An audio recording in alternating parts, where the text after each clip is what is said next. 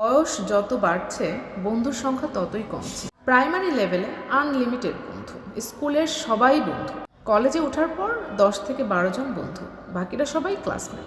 University লাইফে হাতে গোনা 2 থেকে 3 জন বন্ধু, আর বাকি সবাই চিনি না এরকম। বিবাহিত জীবনের পরে পারিবারিক কারণে হোক, ব্যস্ততার কারণে হোক, জবের কারণে হোক, যে কোনো কারণে বন্ধুর সংখ্যা একেবারেই 2-1 জন আছে কি নেই এরকমটাই বেশিরভাগ দেখা যায়। মানুষ যত বড় হয় তত তার বুদ্ধি বাড়ে, অভিজ্ঞতা হয়। মানুষ তখন বুঝতে পারে আসলে জীবনে বন্ধুর কতটা মূল্য। খুব বড় জোর 1 জন বা 2 জন ভালো বন্ধু থাকলেই জীবনে এনাফ, এর থেকে বেশি আর আসলে লাগে না।